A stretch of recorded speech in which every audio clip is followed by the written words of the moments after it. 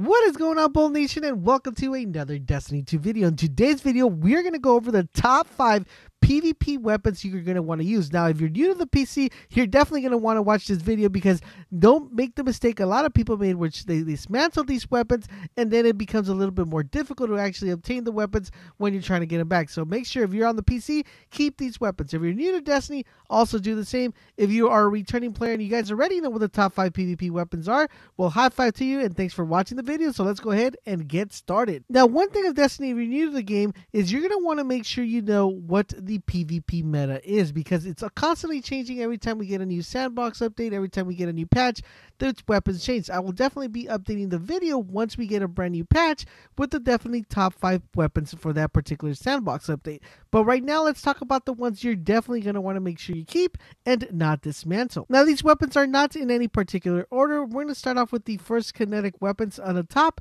and that is the Antiope-D. The Antiope-D is a submachine gun, and by far one of the best submachine guns currently in the game, if not the best. Not only that, but it actually melts at mid-range and close range. Now, the way you're going to want to run this weapon is preferably up to you, but this is the setup I actually use. I go with the SC. The reason why I go with the SC is because it gives me a little bit more range. Handling doesn't really matter on this weapon because you're mostly going to be at close range when firing this weapon. Next, I go with ricochet rounds because if I go with tactical mag, it only gives me 2 more, so it's not big of a difference. Plus, I lose stability and I lose range, so definitely ricochet rounds is the way to go.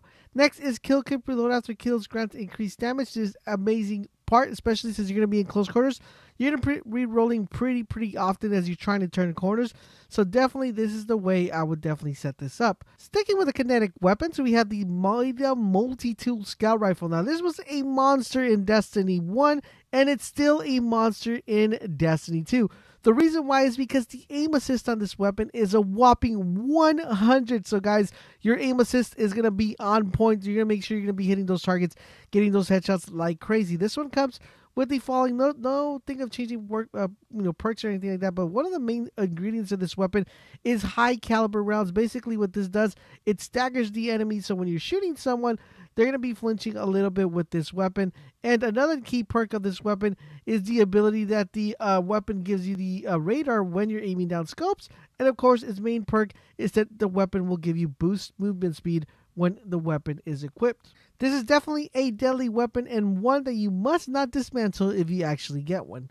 Now let's take a look at the energy weapons. At the energy weapons, we're going to start off with the only Uriel's gift. Now this is the auto rifle, and by far this auto rifle wrecks. So make sure when you guys get it, you guys do not dismantle it. When you guys get the little screen that pops up, it looks similar to other weapons, but just double check that if it's the Uriel's gift, make sure you keep that weapon. I personally like to run this weapon with flash, and I like, of course, keep my high caliber rounds because this is what makes the weapons amazing. And it also comes with trap the trigger, grants a short period of increased stability and accuracy on the initial trigger push. This weapon melts people left and right and is by far one of the best auto rifles, if not the best auto rifle in the game. There's still a couple of them that are trying to take its place, and then, everybody has their preference, but this is by far one of the best ones.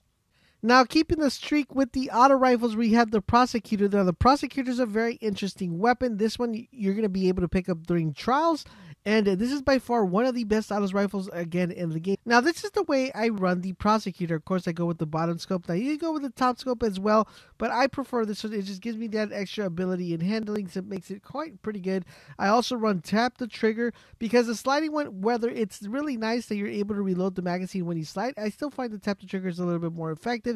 And then, of course, it comes with a hip fire grip, making it a very deadly auto rifle nonetheless. And last but not least, guys, we are going to be taking a look at the Last Hope. Now, this sidearm wrecks like crazy, guys. This sidearm is extremely amazing, and it has the fastest time to kill in the game as of right now as far as weapons.